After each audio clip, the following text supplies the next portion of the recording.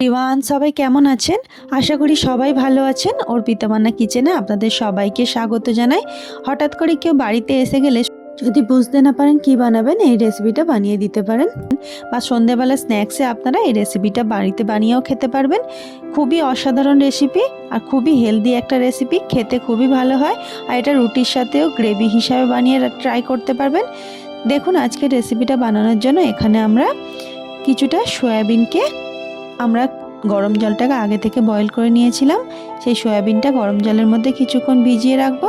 সয়াবিনটা বয়েল হয়ে গেলে এটাকে আমরা গ্যাস থেকে নামিয়ে, আর এখানে দেখুন আগে থেকে আমরা কিছুটা যে ছোলা, আমাদের ছোট দানার ছোলাগুলো হয়, সেটাকে আমরা আগের দিন রাত্রেবেলা ভিজিয়ে দিয়েছিলাম। আর এখানে দেখুন কিছুটা পেঁয়াজ কেটে নিয়েছি, সেই পেঁয়াজটা আমরা এই ছোলার মধ্যে দিয়ে দেবো। আর দিয়ে দেবো কিছুটা কাঁচা লঙ্কা একটু ঝালের জন্য। আর দিয়ে দেবো একটু আদা কুচি ছোট ছোট করে কুচিয়ে নিয়েছিলাম, যাতে মিক্সার গ্রাইন্ডারে গ্রাইন্ড হতে সুবিধা হয়। এবার দেখুন আমরা এখানে সয়াবিনগুলোকে সব জলটা ছেঁকে নিয়েছি। ছেঁকে নিয়ে সব সয়াবিনগুলো আমরা এই মিক্সার গ্রাইন্ডারের মধ্যে দিয়ে দেবো। দিয়ে ভালোভাবে একটা পেস্ট বানিয়ে নেব।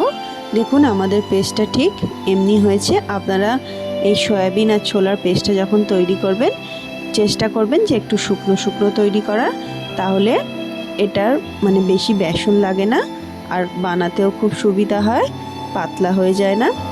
দেখুন এখানে আমরা কিছুটা ধনেপাতা কেটে নিয়েছিলাম, সেই ধনেপাতাটা আমরা এখানে দিয়ে দেবো।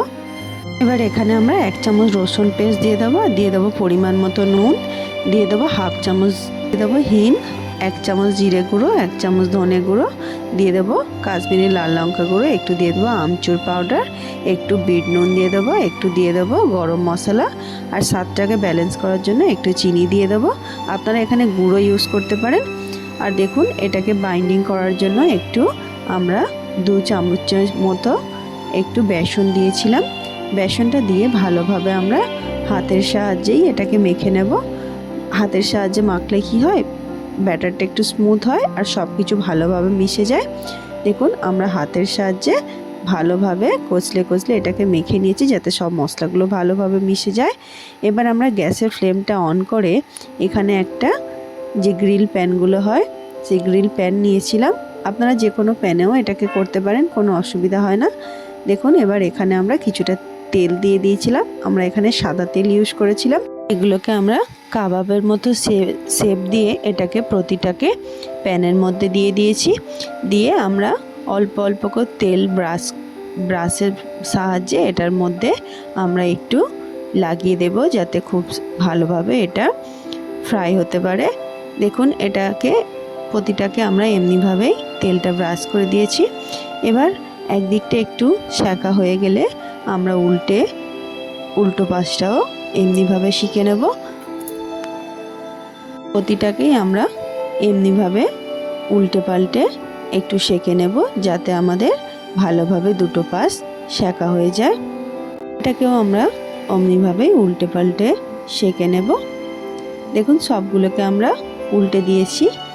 এবার একদিকটা আমাদের ভালোভাবে সেঁকা হয়ে গেলে আমরা উল্টো পাশটাও একটু চেক করে নেব যে আমাদের একটু ফ্রাই হয়ে গেছে কিনা।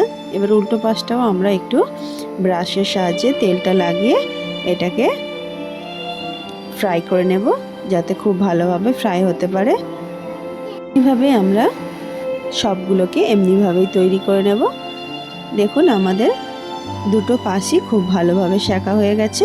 এবার এটাকে আমরা একটা প্লেটের উপরে গরম গরম অবস্থাতেই তুলে নেব। এমনিভাবেই আপনারা গরম গরম অবস্থায় সার্ভ করুন। অসাধারণ খেতে হয় এই রেসিপিটা। আপনারা বাড়িতে অবশ্যই একবার ট্রাই করবেন। আর আপনাদের রেসিপিটা কেমন লাগলো অবশ্যই জানাতে ভুলবেন না। আজকের রেসিপিটা এতক্ষণ দেখার জন্য আপনাদের অনেক অনেক ধন্যবাদ। আপনারা একটু মিডিয়াম টু হাই ফ্লেমে রেখে সেঁকবেন, তাহলে ভিতর পর্যন্ত খুব ভালোভাবে সেঁকা হয়ে যায়। রেসিপিটা বাচ্চা থেকে বড় সবাই পছন্দ করবে। আপনারা অবশ্যই বাড়িতে একবার ট্রাই করবেন। আপনারা বাচ্চাদের স্কুল টিফিনেও রাখতে পারেন। একটু ময়দার পরোটা বা আটার পরোটা বানিয়ে ছোট ছোট পিস করে কেটে দিয়ে পেঁয়াজের সাথে এটাকে সার্ভ করতে পারেন। অসাধারণ খেতে হয়। আজকের এটা আমরা সার্ভ করেছিলাম একটু কাসুন্দি, একটু মেয়োনিজ, একটু টমেটো কেচাপ, আর পেঁয়াজকে ছোট ছোট গোল গোল করে কেটে এর মধ্যে একটু কাশ্মীরি লাল লঙ্কা গুঁড়ো দিয়ে দিয়েছিলাম। দেখতে খুবই অসাধারণ হয় ডেকোরেশনের জন্য। দেখুন আমাদের ভেতরটা কত সুন্দর হয়েছে আর খেতেও অসাধারণ হয়েছিল। আপনারা অবশ্যই একবার বাড়িতে ট্রাই করবেন আর কেমন লাগলো অবশ্যই জানাতে ভুলবেন না। ভালো লাগলে আমার চ্যানেলটিকে লাইক শেয়ার সাবস্ক্রাইব করে আমার পাশে থাকবেন। ধন্যবাদ সবাইকে। আবার দেখা হবে নেক্সট ডে একটা ভিডিও নিয়ে। ততক্ষণ ভালো থাকবেন, সুস্থ থাকবেন। Bye bye.